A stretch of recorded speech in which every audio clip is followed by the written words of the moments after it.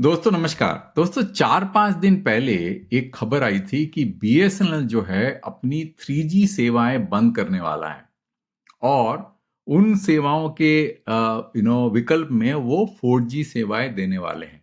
अब कई सारे दर्शक मेरे को रिक्वेस्ट किए थे कि मैं इसके ऊपर वीडियो बनाऊं कि इससे उपभोक्ताओं को क्या फायदा होगा और नुकसान क्या होगा। अब दोस्तों इस वीडियो में काफी चीजें मैं आपको बताऊंगा जो कि टेक्निकली जानने की जरूरत है और मैं कोशिश करूंगा उसको सिंपल तरीके से समझाऊं जिससे कि आप लोगों को सारा कंफ्यूजन क्लियर हो जाए। पहले तो दोस्तों हम बीएसएनएल का 3G बैंड को देखते हैं और ध्यान से उसका आकलन करते हैं और पता करते हैं कि बीएसएनएल का जो 3G स्पेक्ट्रम कौन से बैंड में है और कितने क्वांटम में है। तो दोस्तों ये जो है एक डायग्राम आपके सामने है, थोड़ा सा मैं इसको जूम कर देता हूं। ये है आपका 2100 मेगाहर्ट्ज बैंड। अब 2100 मेगाहर्ट्ज बैंड में मैं बीएसएनएल को अगर फिल्टर करूं और साथ में एमटीएनएल को भी फिल्टर करूं तो आप देखेंगे बीएसएनएल के पास में हर सर्कल में except Mumbai and Delhi 10 megahertz 2100 megahertz spectrum है। उसमें से एक ब्लॉक वो 3G कर रहे थे और एक ब्लॉक वो 4G कर रहे थे, मतलब 5 मेगाहर्ट्ज 3G और 5 मेगाहर्ट्ज 4G। आप ऐसा क्यों कर रहे थे वो? क्योंकि आपको याद हो बीएसएनएल को 2010 के स्पेक्ट्रम ऑक्शन के पहले 3G स्पेक्ट्रम एक साल पहले एलोकेट हो गया था। तो उन्होंने 3G सेवाएं जो है पूरे देश में प्राइवेट ऑपरेटर के पहले ही शुरू कर दिया था। तो सिर्फ 5 मेगाहर्ट्ज स्पेक्ट्रम अलॉट हुआ था और उसके बाद में कुछ दिनों के बाद में बीएसएनएल को रिसेंटली 5 मेगाहर्ट्ज स्पेक्ट्रम और सरकार ने दिया 2100 मेगाहर्ट्ज बैंड में, जिससे कि वो उसमें एलटी कर सके, मतलब 4G कर सके। अब दोस्तों आप मुझसे ये पूछेंगे कि ऐसा क्या हुआ कि बीएसएनएल को 2100 मेगाहर्ट्ज बैंड में 5 मेगाहर्ट्ज स्पेक्ट्रम एक्स्ट्रा देना पड़ा? क्योंकि आपको याद हो बीएसएनएल को ऑलरेडी सरकार ने 700 मेगाहर्ट्ज के अंदर में ये 10 मेगाहर्ट्ज स्पेक्ट्रम 4G के लिए दिया था।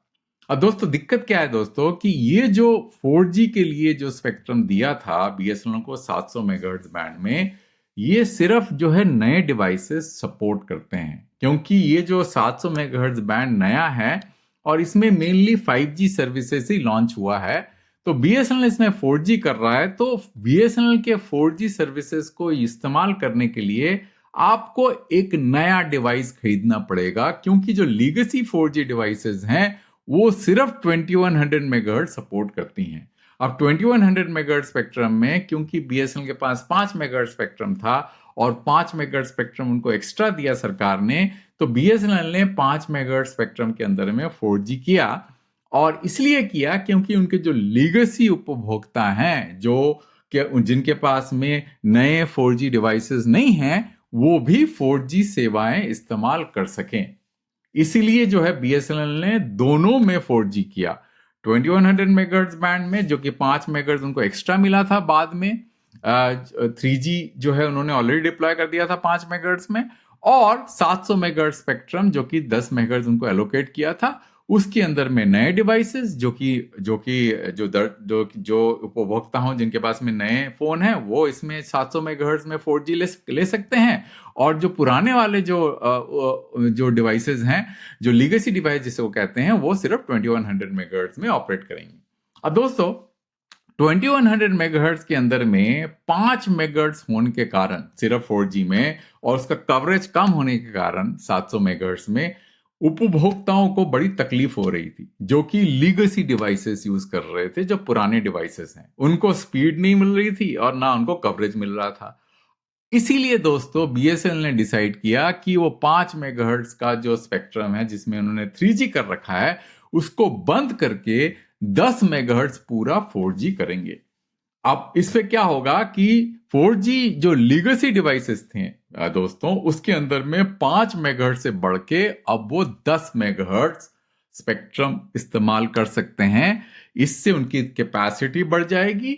हाँ, कवरेज में डेफिनेटली उनका जो है कम रहेगा 700 मेगाहर्ट्ज में, क्योंकि 2100 मेगाहर्ट्ज के अंदर में कवरेज की प्रॉब्लम रहती है। कवरेज जो है ज्यादा होता नहीं है 2100 मेगाहर्ट्ज बैंड का।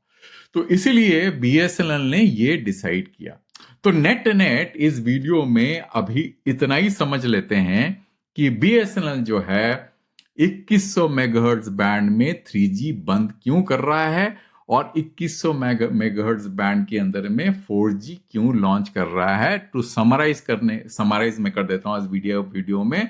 BSNL ऑलरेडी 700 मेगाहर्ट्ज बैंड के अंदर में 4G कर रहा है, जिसके अंदर में नए डिवाइसेस ही इस्तेमाल कर सकते हैं और इसमें 10 मेगाहर्ट्ज स्पेक्ट्रम है। और 2100 मेगाहर्ट्ज स्पेक्ट्रम बैंड के अंदर में BSNL जो है 3G ऑलरेडी कर रहा है 5 मेगाहर्ट्ज में, और नया जो 5 मेगाहर्ट्ज एलोकेट किया है उसके अंदर 4G कर रहा है, जिससे कि लीगेसी डिवाइसेस उसमें सर्विसेज ले सकें। और क्योंकि उनके पास में सिर्फ 5 मेगाहर्ट्ज स्पेक्ट्रम है तो कैपेसिटी की प्रॉब्लम है, तो इसीलिए उन्होंने एक्स्ट्रा 5 मेगाहर्ट्ज जो है जो उनके पास में है जिसमें वो 3G कर रहे हैं उसको डिसमेंटल करके वो पूरा 10 मेगाहर्ट्ज स्पेक्ट्रम करके वो उनकी कैपेसिटी बढ़ाना चाहते हैं, जिससे कि लीगेसी यूजर्स जो है अब उनको ज्यादा बैंडविड्थ मिल सके।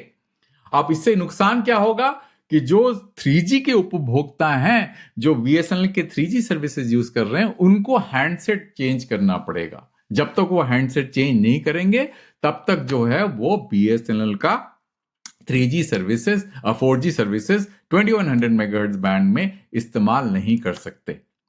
समझ रहे हैं दोस्तों आप? बस यही नेट है इस वीडियो का, और एक नया वीडियो लेके आऊंगा कि जिसमें मैं बताऊंगा कि BSNL का ये जो मूव है, जब उन्होंने 3G बंद करके 4G जब लॉन्च करेंगे और इस 2100 मेगाहर्ट्ज में कितनी स्पीड मिलेगी और इस 700 मेगाहर्ट्ज में कितनी स्पीड मिलेगी, और दोनों को कंबाइन करके अगर BSNL CA लॉन्च करता है तो कितनी स्पीड मिलेगी, ये हम नेक्स्ट वीडियो में इसके बाद बात करेंगे। तो अंत तक देखने के लिए दोस्तों बहुत बहुत धन्यवाद। मैं एक नया वीडियो उस टॉपिक में जिसके बारे में मैंने अभी बात किया जल्दी लेके आऊंगा। थैंक यू दोस्तों।